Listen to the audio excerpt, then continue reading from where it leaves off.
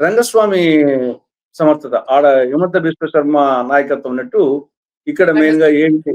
ADMK కూటమికి రంగస్వామి ఆయన simplicity ఒక మంచివాడు అని జనాదరణ అది బాగుంది. ఇంక దానికి తోడు అభివృద్ధి, సంక్షేమము. కామాఖ్య అది కూడా వచ్చేసి డీఎంకేకు 78, 95, ఏడీఎంకేకు 68, 84, టీవీకేకు 67 నుంచి 81. ఓకే. టీవీకేకు 67, 81. కాబట్టి ఈ రెండు చూస్తే అక్కడ విజయన్కు ఆ స్థాయిలో వస్తే డిఎంకేకి, ఏడీఎంకేకు ఖచ్చితంగా మ్యాజిక్ ఫిగర్ రాదు. పశ్చిమ బెంగాల్ ఇది 5 రాష్ట్రాల్లో ఇది ఒక్కటి కూడా ఇప్పటికి కూడా అస్పష్టతగా ఉండేది రాష్ట్రం వెస్ట్ బెంగాలే. ప్రెసెంట్ ఎగ్జిట్ పోల్స్ హవా నడుస్తుంది. ఈ నేపథ్యంలో కేరళలో అటు కాంగ్రెస్ పార్టీ మరొకసారి 10 ఏళ్ల తర్వాత అధికారంలోకి రావడం, మిగతా రాష్ట్రాల్లో పర్ఫార్మెన్స్ గురించి పెద్ద ఎత్తున చర్చ, అలాగే ఎగ్జిట్ పోల్స్ రిజల్ట్ గురించి మెయిన్ తమిళనాడు, పశ్చిమ బెంగాల్ మీదనే పెద్ద ఎత్తున చర్చ జరుగుతోంది. ఓవరాల్ గా 5 రాష్ట్రాలకు సంబంధించిన ఎగ్జిట్ పోల్స్ డీటెయిల్స్ తెలుసుకునే ప్రయత్నం చేద్దాం. సీనియర్ పొలిటికల్ లీడర్ తులసిరెడ్డి గారు మనతో ఉన్నారు. ఆయన అడిగి మరిన్ని వివరాలు తెలుసుకుందాం. తులసిరెడ్డి గారు నమస్తే అండి. నమస్తే అమ్మా. ఆల్మోస్ట్ ఆల్ ముందుగా అంటే కేరళ విషయానికి వచ్చేసరికి కంగ్రాచులేషన్స్. ఫస్ట్ 10 years తర్వాత మళ్ళీ బ్యాక్ టు ఫామ్ అనేది ఎగ్జిట్ పోల్స్ చూస్తుంటే, ముందుగా కేరళ గురించి చెప్పాలంటే ఏం చెప్తారు? కేరళలో మొత్తం టోటల్ ఓట్స్ 140, దాంట్లో మ్యాజిక్ ఫిగర్ 71. కాబట్టి ఎవరికి వచ్చినా 71 రావాలి. ఇప్పుడు మనం ఎగ్జిట్ పోల్స్ పరిశీలిస్తే ఆల్మోస్ట్ అన్ని ఎగ్జిట్ పోల్స్ కూడా యూడిఎఫ్ వచ్చేసి మ్యాజిక్ ఫిగర్ దాటుతుందనే యాంగిల్లోనే వస్తున్నాయి. దీంట్లో మినిమం యూడిఎఫ్ వచ్చేసి ఈ యొక్క ఎగ్జిట్ పోల్స్ ప్రకారంగా మినిమం 66, మ్యాక్సిమం 90. మనకు మ్యాజిక్ ఫిగర్ కావాల్సిందేమో 71. ఈ ఫిగర్ చూస్తే మినిమం 66, మ్యాక్సిమం 90. అదే సమయంలో ఎల్డిఎఫ్ కు మినిమం 49, మ్యాక్సిమం 68. ఎన్డీఏకు అంటే బీజేపీకి 0 నుండి 14 వరకు. ఇది ఓవరాల్ గా అన్ని చూస్తే కనుక మినిమం మ్యాక్సిమం చూస్తే ఈ విధంగా పార్టీల పరంగా, కుటుంబాల పరంగా ఉన్నాయి. దీంట్లో ఆల్మోస్ట్ అన్ని కూడా యూడిఎఫ్ కి అనుకూలంగా ఉన్నాయి. దీంట్లో పోల్ ఆఫ్ ద పోల్స్ వచ్చేసి ఎల్డిఎఫ్ కు 60, యూడిఎఫ్ కు 75, బీజేపీకి 4. పోల్ ఆఫ్ ద పోల్స్ అంటే అన్ని కలిపి చూస్తే ఓవరాల్ గా పోల్ ఆఫ్ ద పోల్స్ లో ఎల్డిఎఫ్ కు 60, యూడిఎఫ్ కు 75, బీజేపీకి 4. దీనికి ప్రధాన కారణము యూడిఎఫ్ అధికారంలోకి వచ్చడానికి ప్రధాన కారణం నేను అనుకోవడం వచ్చేసి 10 ఏళ్ళు అయింది కాబట్టి, ఆల్రెడీ ముఖ్యమంత్రిగా విజయన్ 10 ఏళ్ళు అయింది. జనరల్ గా కేరళ రాష్ట్రంలో ఎవ్రీ 5 years కు ప్రభుత్వం మారే ట్రాక్ రికార్డు ఉంది. అలాంటిది ఎల్డిఎఫ్ 10 ఏళ్ల ముంటే ఉంది, సేమ్ ముఖ్యమంత్రి. కాబట్టి న్యాచురల్ గా మార్పు కోరుకోవడం అనేది ఒక సహజము. ఆ ఏగిలి మార్చినట్టు మార్చారు అనేది అది ఒక ప్రధాన కారణం కావచ్చు. తర్వాత ఇంకా మిగతా మనం ఆల్రెడీ 2024 లోక్సభ ఎన్నికల్లోనే ఇది కనపడింది. ఆడ అధికారం ఉన్నప్పటికీ ఎల్డిఎఫ్ 2024 లోక్సభ ఎన్నికల్లోనే ట్రెండ్ కనపడింది మనకు. టోటల్ గా వన్ సైడ్ స్వీప్ చేసినప్పుడు యూడిఎఫ్. తర్వాత జరిగిన స్థానిక సంస్థల ఎన్నికల్లో కూడా సేమ్ ట్రెండ్ మళ్ళా యూడిఎఫ్ వచ్చేసి స్వీప్ చేసింది. కాబట్టి వీటన్నిటికీ తోడు నిరుద్యోగము, అవినీతి, శాంతి భద్రతలు, ఇవన్నీ ద్రవ్యోల్బణము, ఇవన్నీ కలిసి యూడిఎఫ్ కు అడ్వాంటేజ్ ఉంటుంది. కానీ ఒక్క దాంట్లో మాత్రము బీజేపీకి కూడా 0 నుండి 14 అని వేశారు. దాంట్లో బీజేపీకి గన ఆ సంఖ్య వస్తే అగైన్ మళ్ళీ హంగొచ్చే అవకాశం ఉంది. బీజేపీ ముందుగానే చిన్న స్టేట్ కాబట్టి 140, దాంట్లో మ్యాజిక్ 71. సపోజ్ బీజేపీకి చెప్పినట్లు 14 వస్తే గన అప్పుడు ఈ రెండు పార్టీలు ఏ పార్టీకి మ్యాజిక్ ఫిగర్ రాకపోవచ్చు. అప్పుడు బీజేపీ కీ రోల్ ప్లే చేయాల్సి వస్తుంది. అటువంటి పరిస్థితుల్లో నిజంగా రాదనుకుండేది, ఒకవేళ రిమోట్ రేర్ గా ఒకవేళ వస్తే అప్పుడు బీజేపీ పరిస్థితి ఏమి? బీజేపీకి ఇద్దరు రాజకీయ ప్రత్యర్థులు ఎల్డిఎఫ్, యూడిఎఫ్. మరి బీజేపీ ఎవరికి చేస్తుంది? అప్పుడు వీళ్ళిద్దరికి దగ్గర ఈక్వల్ గా వచ్చి ఎల్డిఎఫ్ కు యూడిఎఫ్ కు దగ్గర వచ్చి మ్యాజిక్ ఫిగర్ కు బీజేపీ వాళ్ళు ఎవరు మద్దతు ఇస్తే వాళ్ళు వచ్చే పరిస్థితి ఉంటే అప్పుడు కాంగ్రెస్ నేతృత్వంలోని యూడిఎఫ్ కి ఇస్తుందా, లేకుంటే లెఫ్ట్ ఫ్రంట్ కి ఎల్డిఎఫ్ కి ఇస్తుందా? అది ఒక క్రూషియల్ అన్నమాట భారత రాజకీయాల్లో. అదర్స్ అంటే మినిమం ఒక 2-3 సీట్స్ అదర్స్ ఇంపాక్ట్ చూపించే అవకాశం ఉంది అనేసి అని అంటున్నారు. ఇన్ కేస్ ఆ సిచ్యువేషన్స్ వస్తే అదర్స్ కూడా కీలకం అవుతారు కదా. అదే కొన్ని దాంట్లో 10-14 చూపించారు. ఇప్పుడు ఒక్కొక్క నెంబర్ ఇచ్చారు అటు ఇటుగా. ఒక దాంట్లో వచ్చేసి 10 నుండి 14 బీజేపీకి ఇచ్చారు. అదే గన అయితే గన ఈ రెండు పార్టీ ఎల్డిఎఫ్ యూడిఎఫ్ కుటుంబంలో దేనికి కూడా మ్యాచ్ ఫిగర్ రాకపోవచ్చు. అప్పుడు బీజేపీ హీరో అది రేర్ అనుకోండి. ఇది చూడాలి మరి కేరళకు సంబంధించి ఈ ఎగ్జిట్ పోల్స్ ఓవరాల్ గా చూసి యూడిఎఫ్ కి ఎక్కువ ఆల్మోస్ట్ చాలా మటుకు ఎగ్జిట్ పోల్స్ అన్ని యూడిఎఫ్ కి ఇచ్చాయి. ఏదో ఒకటే ఇచ్చాయి ఎల్డిఎఫ్ కు.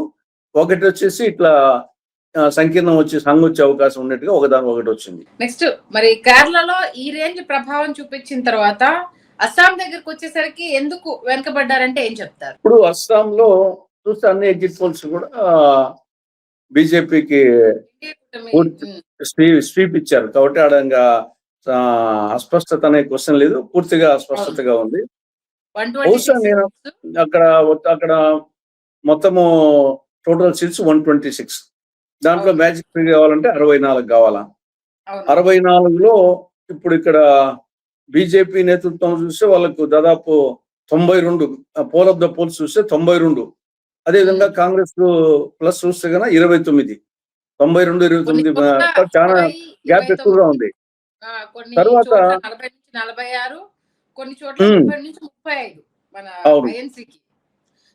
నేను ఇక్కడ ప్రధానంగా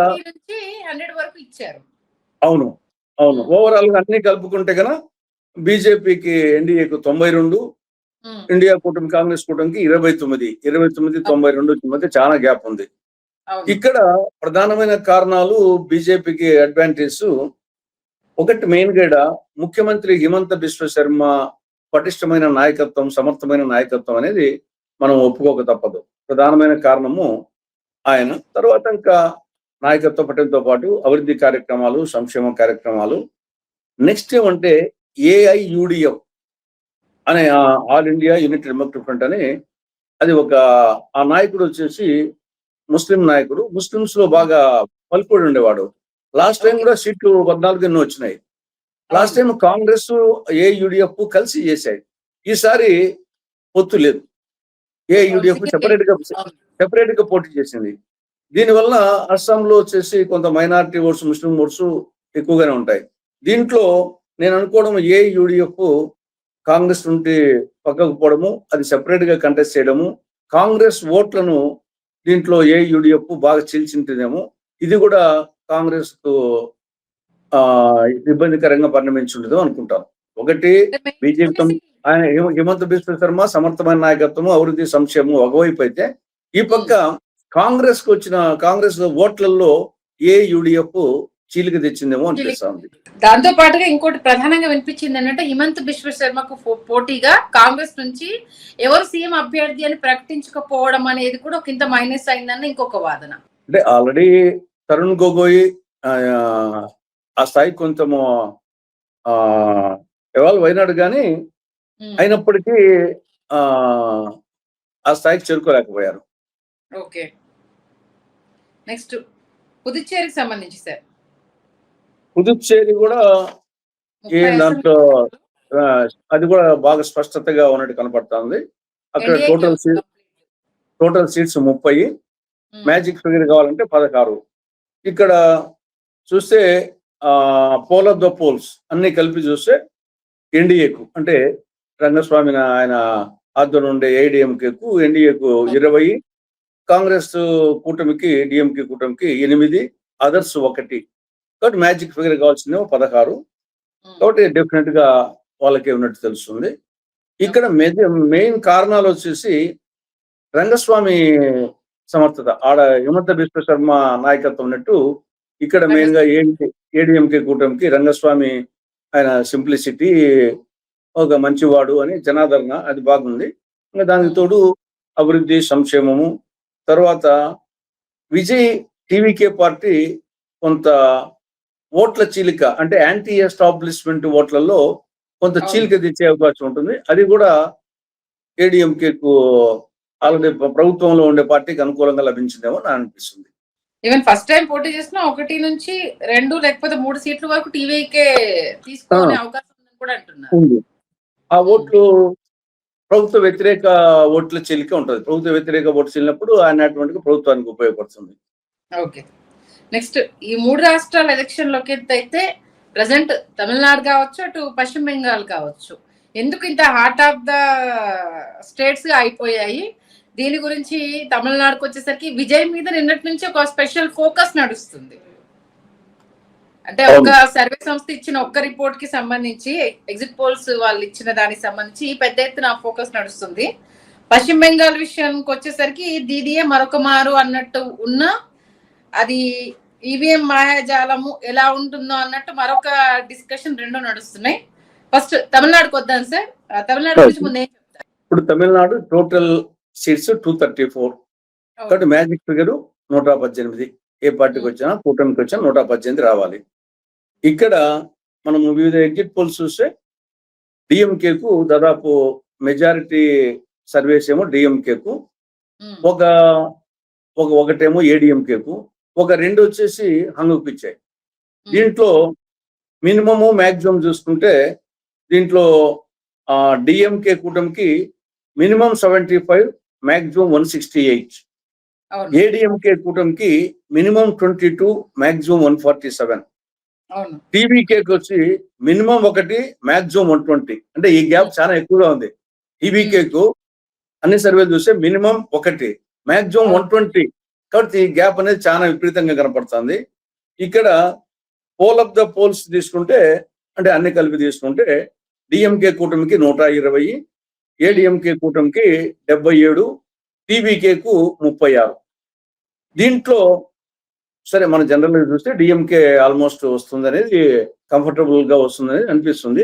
కానీ కొన్ని సర్వేస్ వచ్చేసి ఒక జేబీసీ సర్వే మాత్రము ఏడిఎంకేకి ఇచ్చింది. మిగతా ఇక్కడ ఇంట్రెస్టింగ్ గా ఉంటే కామాఖ్య అనలిటిక్స్ సంకీర్ణం అనేది ఒకటి, యాక్సిస్ మై ఇండియా అనేది ఒకటి. ఈ 2 సంకీర్ణానికి అవకాశం ఇచ్చాయి. యాక్సిస్ మై ఇండియా ఏం చెప్పింది? డిఎంకేకు 92 నుంచి 110, ఏడిఎంకేకు 22 నుంచి 32, టీవీకేకు 98 నుండి 120. మిగతావన్నీ 1, 2, 5 అట్లా ఇస్తే ఇది మాత్రం యాక్సిస్ మై ఇండియా టీవీకేకు విజన్ పార్టీకి 98 నుంచి 120 ఎక్కువ ఇచ్చింది, చాలా ఎక్కువ ఇచ్చింది. అదే విధంగా కామాఖ్య అది కూడా వచ్చేసి డిఎంకేకు 78, 95, ఏడిఎంకేకు 68, 84, టీవీకేకు 67 నుంచి 81, టీవీకేకు 67 నుంచి 81. కాబట్టి ఈ 2 చూస్తే అక్కడ విజయన్కు ఆ స్థాయిలో వస్తే డిఎంకేకి ఏడిఎంకేకు ఖచ్చితంగా మ్యాజిక్ ఫిగర్ రాదు. అప్పుడు డెఫినెట్ గా అప్పుడు హంగు వస్తుంది. విజయన్కు సీటు పెరిగే కొద్దీ హంగు వచ్చే అవకాశాలు ఉంటాయి. హంగు వచ్చినప్పుడు పరిస్థితి ఏమిటి? నిజంగా విజయన్ వచ్చేసి వీళ్ళ సపోర్ట్ తీసుకుంటాడా? విజయన్ వీళ్ళకి సపోర్ట్ ఇస్తాడా? ఎవరు సపోర్ట్ తీసుకుంటాడు? ఎవరికి సపోర్ట్ చేస్తాడు? డిఎంకే కూటమికి సపోర్ట్ చేస్తాడా, లేదంటే వాళ్ళ సపోర్ట్ తీసుకుంటాడా? ఏడిఎంకే కూటమికి సపోర్ట్ చేస్తాడా, వాళ్ళ సపోర్ట్ తీసుకుంటాడా? ఇది ఒక ఇంట్రెస్టింగ్ పాయింట్ గా ఉంటుంది. కానీ బహుశా తమిళనాడుకు సంబంధించి చాలా రకాల అంశాలని నిన్నటి నుంచి డిస్కషన్ చేస్తున్నారు. ఏంటంటే యువత ఏంటిది ఓటింగ్ పర్సంటేజ్ అనేది కొత్తగా వచ్చిన ఓట్ పోలరైజేషన్ సంబంధించి అది విజయ్ కే ట్రాన్స్ఫర్ అయ్యింది అనేది. గెటప్ ఇచ్చే ఫ్యాన్స్ ఉంటారు కాబట్టి మొదటిసారి ఓటు హక్కు వచ్చిన యువత కంప్లీట్ గా విజయ్ వైపే తిరిగే అవకాశం ఉంటుంది అనేది. ఇంకొకటి బూత్ స్థాయి మేనేజ్మెంట్ అనేది విజయ్కి అంత సాధ్యమయ్యే పరిస్థితి ఉందా? ఎందుకంటే డిఎంకే ఏఐడిఎంకే మొదటి నుంచి కూడా తమిళనాడులో అటు కర్ణాటక నుంచి అటు ఎంజీఆర్ నుంచి ఆ టైం నుంచి వస్తున్నాయి కాబట్టి వాళ్ళకు సాధ్యమైంది విజయ్కి ఎలా సాధ్యమయ్యే అవకాశం ఉంది? తక్కువ టైంలో వచ్చాడు కదా అంటూ ఈ 2 ఇంట్రెస్టింగ్ పాయింట్స్ గురించి, దీంతో పాటు పెరిగిన ఓటింగ్ శాతం అనేది ఎవరికి ఉపయోగం, ఎవరికి నష్టం అనేది 3 పాయింట్లు. ఇక్కడ పెరిగిన ఓటింగ్ శాతం అనేది సరే జనరల్ గా ఒకటి. రెండవది ఇక్కడ మెయిన్ గా స్పెషల్ ఇంటెన్సివ్ రివిజన్ వలన ఈ యొక్క అన్ని రాష్ట్రాల్లో కూడా ఈ యొక్క డబుల్ ఎంట్రీ, ట్రిపుల్ ఎంట్రీ, చనిపోయిన ఓట్లు ఇవన్నీ తీసినప్పుడు యాక్చువల్గా ఇప్పుడు 1000 ఓట్లు ఉంటాయి. 1000 ఓట్లలో ఒక 100 ఓట్లు చనిపోయిన వాళ్ళు తర్వాత ఎట్లా ఉంటారు అనుకోండి, యాక్చువల్గా 900 ఓట్లే, 800 ఓట్లు పడి ఉంటాయి. కానీ 1000 ఓట్లలో 800 ఓట్లు ఉన్నాయంటే 80% పోలింగ్ అంటారు. అదే 100 తీసేస్తే 900లో 800 ఉన్నప్పుడు 88% పోలింగ్ వస్తుంది. కాబట్టి మెయిన్ కారణము SIR పర్సెంటేజ్ అన్ని రాష్ట్రాల్లో పర్సెంటేజ్ ఆఫ్ పోలింగ్ పెరిగేదానికి కారణము మెయిన్ గా స్పెషల్ ఇంటెన్సివ్ డివిజన్. రెండవది వచ్చేసి ఇక్కడ మీరు చెప్పినట్టు యూత్ డెఫినెట్ గా వచ్చేసి మెజారిటీ యూత్ ఇప్పటికి కూడా విజయానికి పడి ఉంటాయి, నో డౌట్ అట్ ఆల్. ఆ యూత్ తోనే ఆ మేరకు వచ్చేసి 2 సర్వీస్ ఆ స్థాయిలో వచ్చినాయంటే డెఫినెట్ గా యూత్ తోనే. కానీ ఏది ఏమైనా ఇక్కడ డిఎంకేకు మీరు చెప్పినట్టు సంస్థాగతంగా డిఎంకే పవర్ఫుల్, ఏడిఎంకే నెక్స్ట్ వస్తుంది, టీవీకేకు అది ఆ పరిస్థితి లేదు. ఏడిఎంకే సంస్థాగత బలంలో కూడా డిఎంకే మరింత సంస్థాగతం ఉంది. జైలుతో ఉన్నప్పుడు ఏడిఎంకే వేరు, ఇప్పుడు వేరు. కాబట్టి అది ఒక తేడా. రెండవది వచ్చేసి లాస్ట్ ఎన్నికల సమయంకి వచ్చేకల్లా, చివరికి వచ్చేకల్లా ద్రవిడ సెంటిమెంట్ పతాక స్థాయికి పోయింది. జనరల్ గానే లాస్ట్ 1 year గా స్టాలిన్ వచ్చేసి ఈ యొక్క జనాభా ప్రాతిపదికన ఈ యొక్క డిలిమిటేషన్ చేస్తే దక్షిణాది రాష్ట్రాలు నష్టపోతాయి, తమిళ నష్టపోతుందని చెప్పేసి అది ఒక సక్సెస్ఫుల్ గా తీసుకొని వస్తున్నాడు.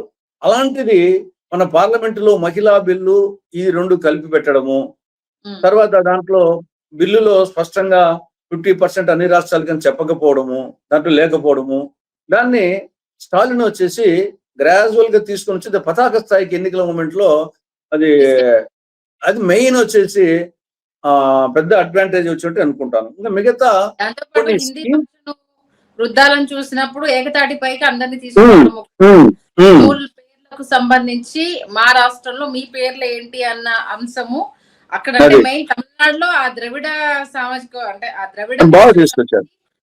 పతాక దానికి బీజేపీ అనుకోకుండా వచ్చేసి వాళ్ళకు బ్రహ్మాస్త్రం అందించారు. వీళ్ళు కన్ఫ్యూజన్ తో బిల్లులో పెట్టింటే మళ్ళీ ఆ స్థాయిలో ఉపయోగించుకునేందుకు ఉండేది కాదు. కానీ ఆ బిల్లులో పెట్టకుండా 2011 జనాభా ప్రకారంగా అని ఇట్లా చెప్పడంతో దాన్ని ఉపయోగించుకున్నాడు. తర్వాత ప్రభుత్వ వ్యతిరేక ఓటు టీవీకే చీల్చినట్టు కనపడుతుంది. జనరల్ గా ప్రభుత్వ వ్యతిరేక ఓటు ఏడీఎంకే పోతాయి. ఆ వ్యతిరేక ఓటులో విజయన్ కు యూత్ ఓటుతో పాటు వ్యతిరేక ఓటు కూడా పోయినప్పుడు అది ఆటోమేటిక్ గా డిఎంకే కు ఉపయోగపడింది. తర్వాత ఈ యొక్క సంక్షేమ పథకాలు మహిళలకు సంబంధించి ప్రధానమైంది ఇల్లత్తరసి పథకం, అంటే గృహిణి. అంటే డిఎంకే కూటమి అధికారంలోకి వస్తే 8,000 రూపాయలతో ఒక కూపన్ ఇస్తాము. ఇంట్లో మహిళలు వచ్చేసి మీ వంట సామాను కానీ ఏమైనా కొనుక్కోవచ్చు వచ్చేసి 8,000 రూపాయలు. అంటే అది పెద్ద అమౌంట్. 8,000 రూపాయలు మామూలుగా ఓటర్కి డబ్బులు ఇచ్చేది మామూలుగా అన్ని పార్టీలు చేస్తూ ఉంటాయి. దానికి అడిషనల్ గా ఆ ఇల్లత్తరసి పథకము, తర్వాత ఈ మహిళలకు ఉచిత బస్సు ప్రయాణము, ఇటు కొన్ని పథకాలు కలయంగర్ మనిదల్ విరిమయ పథకం ఏదో ఉన్నాయి. ఈ పథకాలు బాగా పనిచేస్తున్నట్టు కనపడుతుంది. ఓవరాల్ గా అన్ని పథకాలు అన్ని పార్టీలు ఇచ్చాయి. కానీ ఈ యొక్క గృహిణి పథకం వచ్చేసి కూపన్ ఇల్లత్తరసి 8,000 రూపాయలు కూపన్ అనేది ఒక బాగా అన్నిటికంటే బాగా పనిచేసినట్టు అనిపిస్తుంది.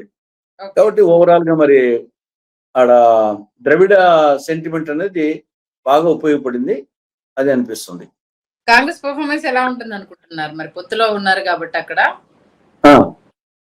ఏముంది మరి, అది చాలా రోజుల నుంచి డిఎంకే కాంగ్రెస్ మిగతా కమ్యూనిస్టులు అవి చాలా ఇప్పుడు కొత్తగా పెట్టింది కాబట్టి కూటమి అనేక సంవత్సరాలుగా ఉంది కాబట్టి కాంగ్రెస్ వాళ్ళు బహుశా ఈసారి కొన్ని మంత్రి పదవులు ఉంది అని అడగచ్చు, వాళ్ళు ఇవ్వచ్చు, ఇవ్వకపోవచ్చు చెప్పలేము. కానీ ప్రయత్నాలు చేయొచ్చు. కానీ కూటమి అనేది కంటిన్యూ అవుతుంది. అది ఇండియా కూటమి కిందనే పోతుంది అది ఓవరాల్ గా.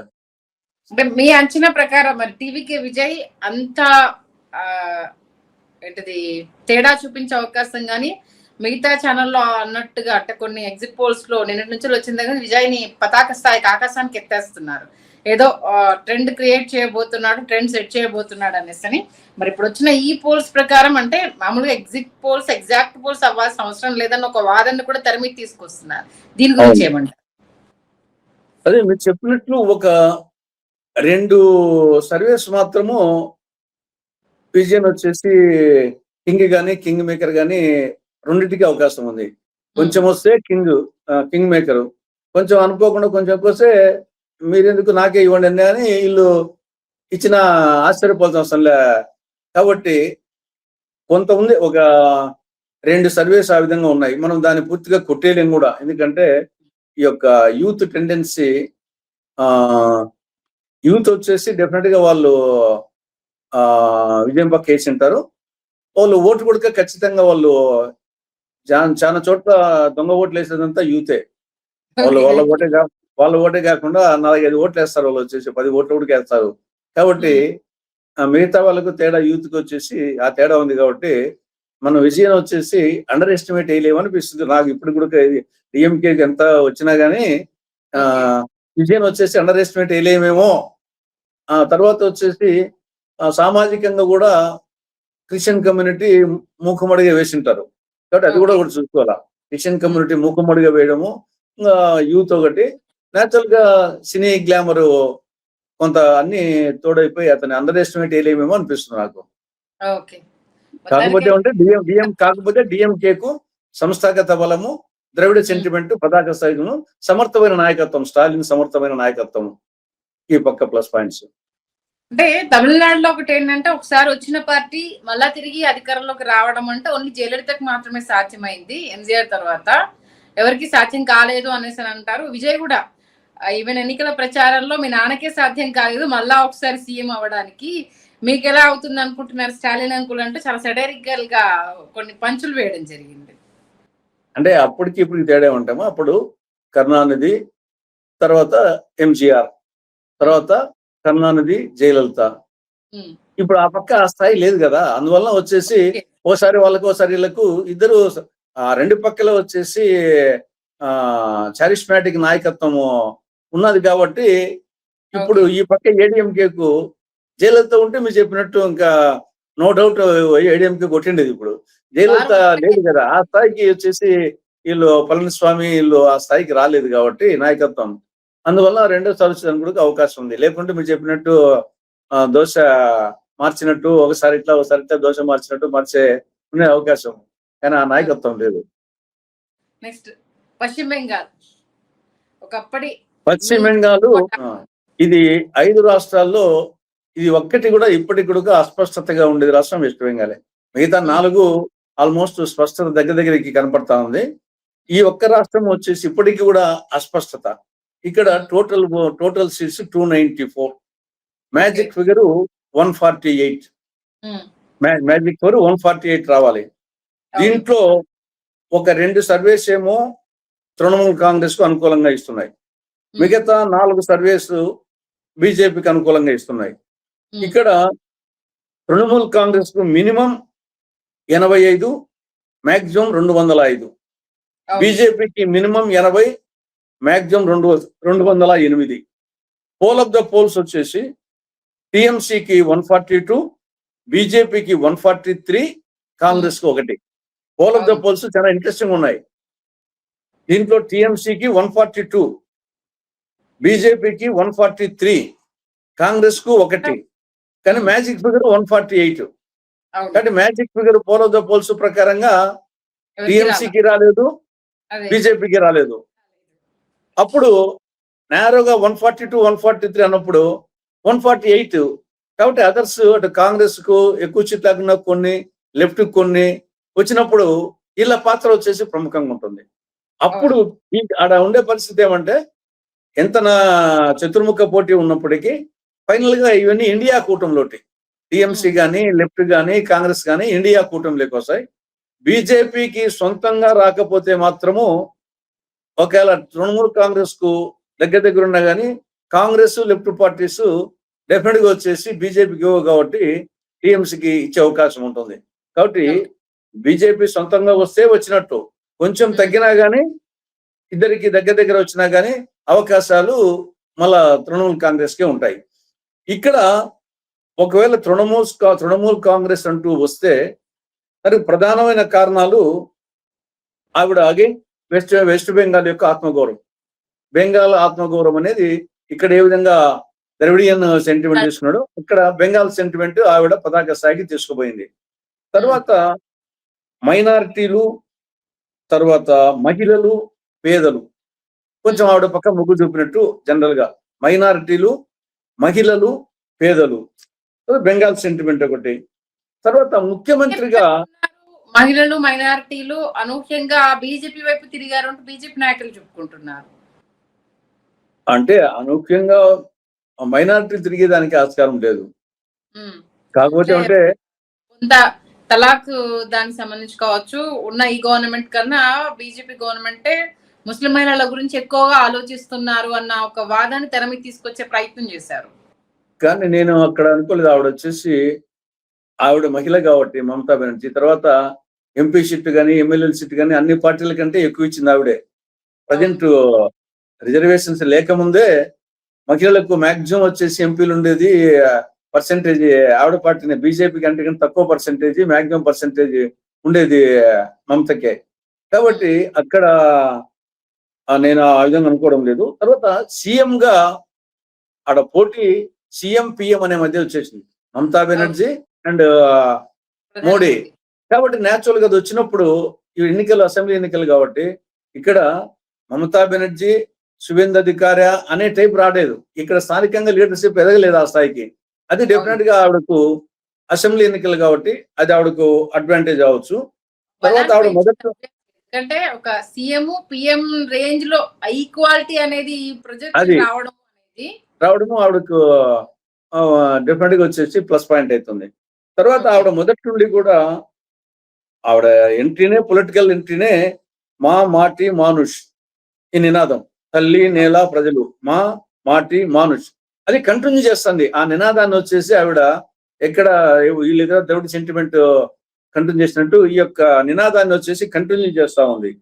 తర్వాత వీటికి తోడు మహిళలకు కొన్ని పథకాలు, లక్ష్మీ బండారు పథకము, కన్యాశ్రీ ప్రకల్ప పథకము, అంటే మహిళలకు ఈ యొక్క స్కూల్కి పోయే వాళ్ళకు బాలికలకు, తర్వాత మహిళలకు వచ్చేసి మనం ఇక్కడ ఆడబిడ్డ నిధిని ఇక్కడ మనం రాష్ట్రంలో పెట్టి ఇంప్లిమెంట్ చేయలేకున్నారు. అది ఆల్రెడీ ఇంప్లిమెంట్ చేస్తున్నారు. నెలకు 1000 రూపాయలు ఇస్తున్నారు. ఎస్సీ ఎస్టీకి 1200 ఇస్తున్నారు. మేము మళ్ళీ అధికారంకి వచ్చి 500 ఎక్స్ట్రా ఇస్తామని చెప్పారు. కాబట్టి ఈ పథకాలు బాగానే పనిచేస్తున్నట్టు కనపడుతుంది ఆవిడకు కన్నా వస్తే గన. లేదు బీజేపీనే గన గెలిస్తే డెఫినెట్ గా ప్రభుత్వ వ్యతిరేకత పనిచేసినట్టు. 15 సంవత్సరాలు అయింది కాబట్టి, 5 ఏళ్ళు కాదు, 10 ఏళ్ళు కాదు, 15 ఏళ్ళు ఉంది కాబట్టి న్యాచురల్ గా పక్కన ఒరిస్సాలో కూడా నవీన్ పట్నాయక్ 4 సార్లు 5 సార్లు అయినా మన మార్పు వచ్చింది. ఆ విధంగా 15 సంవత్సరాలు అయింది కాబట్టి మార్పు అనేది రైతు కదా, పంట మార్పిడి ఏగిలి మారుస్తూ అంటాడు రైతు. అట్లాగా ఓటర్ కూడా 15 ఏళ్ళు అయింది కాబట్టి 3 టర్మ్స్ అయిపోయింది కాబట్టి అది ప్రధానంగా పనిచేయడానికి అవకాశం ఉంది. దానికి తోడు హిందూ ఓటు పోలరైజేషన్, పక్కన బార్డర్ స్టేట్ కాబట్టి బంగ్లాదేశ్ లో ఇటీవల వచ్చిన పరిణామాలు, అక్కడ బంగ్లాదేశ్ లో హిందువుల మీద కాబట్టి పక్క రాష్ట్రమే కాబట్టి ఇక్కడ హిందూ ఓట్ పోలరైజేషన్ కు మిగతా అన్ని రాష్ట్రాల కంటే అక్కడ ఎక్కువ అవకాశం ఉంటుంది. తర్వాత ఇక్కడ ఎంఐఎం పార్టీ మరి ఏ మేరకు చీల్చిందో అర్థం కాదు. ఎంఐఎం పార్టీ ఎక్కువ సీట్లు కంటెస్ట్ చేసినట్టుంది. ముస్లిం ఓట్లు ఎంఐఎం పార్టీ కొన్ని చీల్చింటే అది ఆటోమేటిక్ గా బీజేపీకి అడ్వాంటేజ్ అవుతుంది. కాబట్టి ఇది చూడాలి మరి. కానీ ఓవరాల్ గా ఎక్కువ పోల్స్ ఏమో బీజేపీకి అనుకూలంగా చూపిస్తున్నాయి, కొన్ని మాత్రము ఈ చూపిస్తున్నాయి, కొన్ని వచ్చేసి బీజేపీ ఇక్కడ ఇంకొకటి బీజేపీకి 10-14 సీట్లు రావచ్చు. అది బీజేపీ కాదండి, ఇక్కడికి అదర్స్కు వచ్చేసి కాంగ్రెస్ కానీ లెఫ్ట్ కానీ వచ్చినప్పుడు వీళ్ళిద్దరికి 142-113 వచ్చినప్పుడు అప్పుడు వీళ్ళ పాత్ర ఉంటుంది. అప్పుడు తృణమూల్ కాంగ్రెస్ కి అవకాశం ఉంటుందని అనిపిస్తుంది. ఇది చూడాలి ఓవరాల్ గా. మీ అనుభవం ప్రకారం పశ్చిమ బెంగాల్లో ఏ పార్టీ పశ్చిమ బెంగాల్ ఇప్పటికీ నాకు 50-50 ఛాన్స్ అనిపిస్తుంది. ఇక్కడ కొంచెం 50-50 ఎవరికి వచ్చినా ఆశ్చర్యపోవాల్సిన అవసరం లేదు. ఇద్దరికి ఈక్వల్ ఛాన్సెస్ ఉన్నాయనిపిస్తుంది. మిగతా 4 రాష్ట్రాల్లో కేరళలో యూడిఎఫ్, అస్సాంలో బీజేపీ, తర్వాత తమిళనాడులో డిఎంకే ప్లస్, పుదుచ్చేరిలో ఏడీఎంకే ప్లస్. 4 రాష్ట్రాల్లో స్పష్టత ఉంది. ఈ ఒక్కటి అస్పష్టతగా ఉంది. ఆ అస్పష్టత కూడా నువ్వా నేనట్టుగా ఉంది.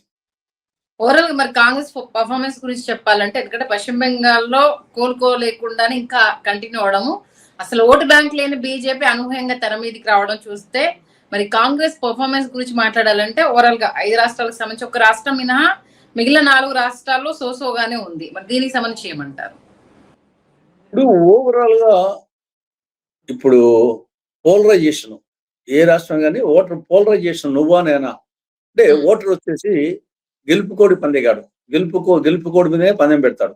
అంటే నేను వేసే ఓటు గెలవాలి అనే యాంగిల్లో వేస్తాడు. ఓడిపోయేదానికి గెలవాలని వేశాడు.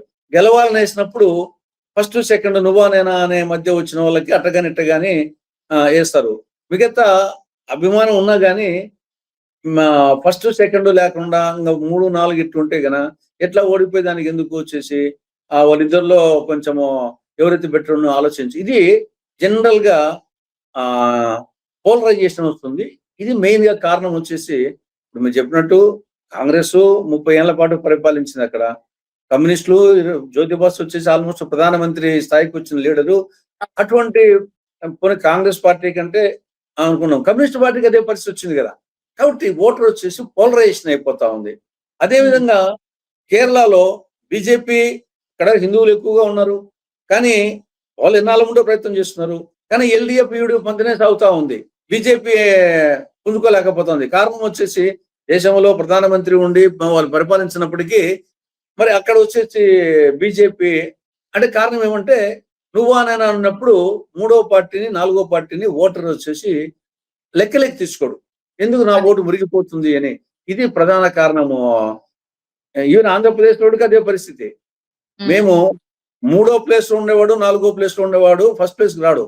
సెకండ్ ప్లేస్ కు రాగలడు నిరూపించుకుంటే తప్ప ఫస్ట్ ప్లేస్ రాలాడు. యూజువల్ గా ఫస్ట్ సెకండ్ మధ్య జరుగుతూ ఉంటుంది ఓటర్ యొక్క మనస్తత్వం. అది మెయిన్ కారణం కాంగ్రెస్. మంచి విశ్లేషణ అందించారు. Thank you so much sir. Thank you మా. హలో, తెలుగు రాజ్యం ఛానల్ చూస్తున్నారా? సామాజిక రాజకీయ జీవన చిత్రణే తెలుగు రాజ్యం. అతిశయోక్తులు అసత్యాలు ఉండవు. రాజకీయ కోణం కాదు, ప్రజా కోణమే కొలబద్ద. తెలుగు రాజ్యం వీక్షణ మీ ఉత్తమ అభిరుచికి నిదర్శనం.